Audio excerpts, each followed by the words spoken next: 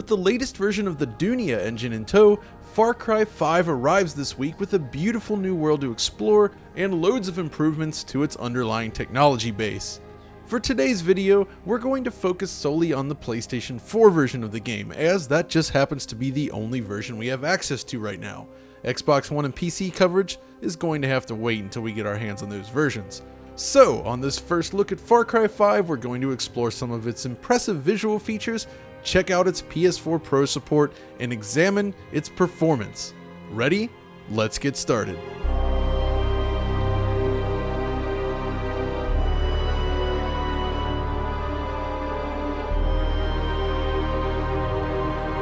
Right from the beginning, it's clear that Far Cry 5 is a beautiful game. The introduction sequence, which admittedly feels more like Tom Clancy's Far Cry 5, showcases the engine's lighting capabilities under the cover of night as you descend upon Hope County with its leader firmly in your sights. Naturally, the mission goes wrong and you quickly find yourself in a high-speed chase with pyrotechnics and impressive lighting all around. Once free from the intro, however, you're introduced to Hope County in a rather Crisis-style introduction. Before jumping into the details though, let's talk about the basics. Far Cry 5 is the first game in the series to fully support PS4 Pro, and it does so primarily with support for higher resolutions.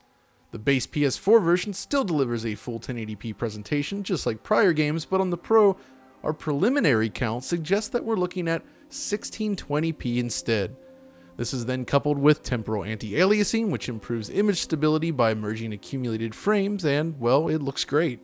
Now, of course, we haven't had the chance to check it out on Xbox One X just yet, but the description page on Best Buy's website is weirdly specific, with mentions of 1800p, which would be a nice boost over the PS4 Pro version, but we're going to have to wait and see if it's actually accurate. Curiously, the pre-release graphics menu with options favoring either visuals or resolution seems to have gone missing. Whether launching the game with the system set to 1080p or 4K, this menu option never makes an appearance at all. Weird. Now, the Far Cry games have always focused on large outdoor locations, but this latest installment pushes detail much further than before. Keep in mind that Far Cry 4 was a cross-gen game and thus limited by last-generation technology. Without this ancient hardware to worry about, Far Cry 5 can instead focus on delivering a detailed, beautiful world all around that greatly overcomes its prequel. Right away then, it's evident that the environment is rich in detailed foliage. This is a standout feature in Far Cry 5. From grass and bushes to ferns and trees, the world is packed with vegetation detail that really helps flesh out the natural world. Of course, as nice as it looks, it doesn't really react much to player movement, so it is a little bit limited in that regard. Man-made materials are also improved in this game, with improved ambient lighting and realistic shading. In addition, the game makes heavy use of screen space reflections to provide additional depth and reflections across things like countertops and metal surfaces. Speaking of screen space reflections, bodies of water rely on these as well, but they're mostly of just moderate quality, with typical limitations of SSR arising along the edges of the image. At least a nice 3D mesh is used when objects break the surface of the water. At select points in the game, a gorgeous bokeh depth of field is also employed, particularly during cinematics. Of course, the depth of field applied to your weapon model is also rather tasteful.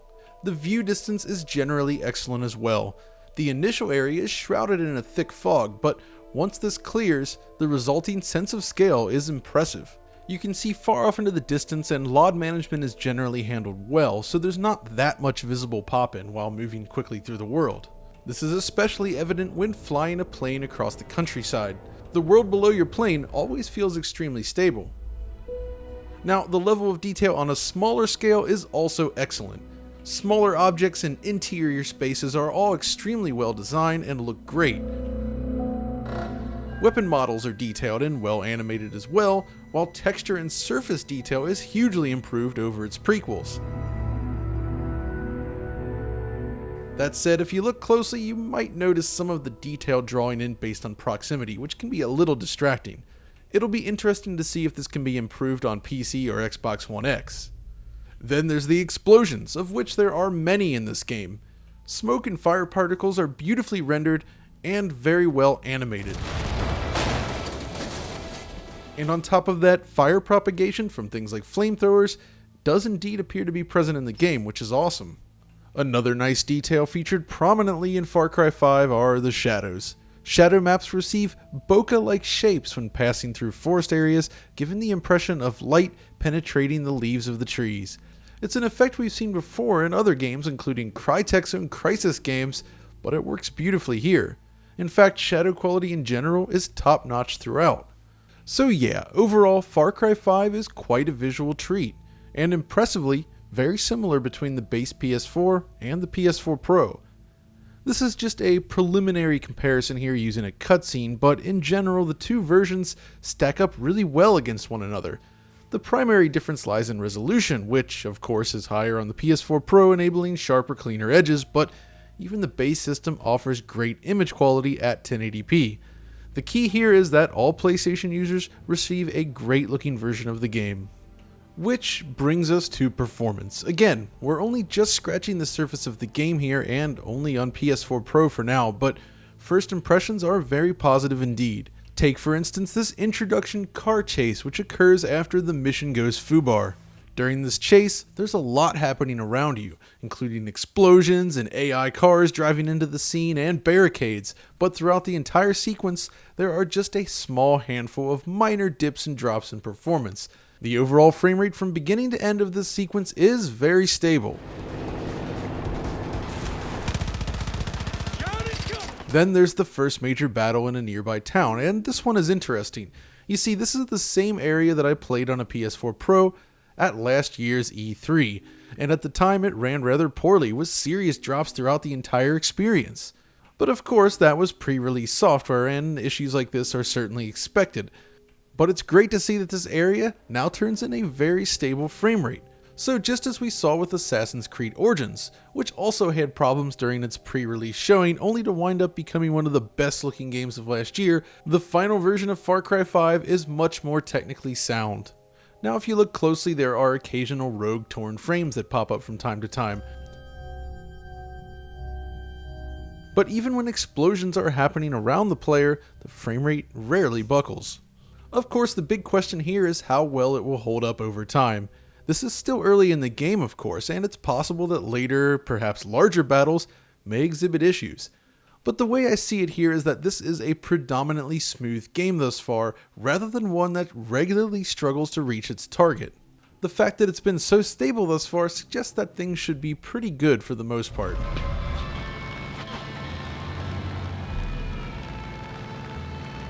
So at this point, it's fair to say that the current iteration of the Dunia Engine is quite capable of some impressive results. With an increased level of detail, improved lighting, and excellent effects work throughout, Far Cry 5 stands as one of the best looking open world shooters this generation. This becomes even more fascinating if you stop and consider the stable of engines available to Ubisoft. Rather than focusing on a singular technology base, Ubisoft has three main engines spread across its studios: Dunia, Anvil Next, and Snowdrop. Each one can deliver top-tier visuals and all have managed to improve greatly over the course of the generation.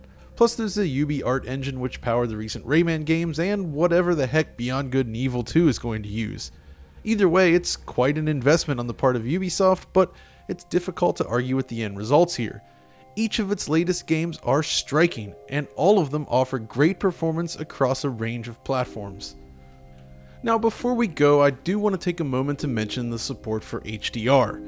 HDR has become increasingly common in modern games, but implementations can often appear rather variable in quality. I'm happy to report then that, at least on an LG OLED display, Far Cry 5 offers an excellent HDR presentation. Now, we can't show it here as this is an SDR video of course, but it offers a greatly expanded dynamic range with exceptionally bright highlights and deeper shadows. Far Cry 5 features a lot of bright, open sky, and HDR is especially noticeable during these moments. It should go without saying, but if you have the option to enjoy the game in HDR, it's definitely the way to go. But that's all we have for today. We'll be back soon enough with additional coverage of the game on Xbox One and PC, but if you enjoyed this first look video, be sure to like, subscribe, and follow us over on Twitter. And until next time, this is John signing off.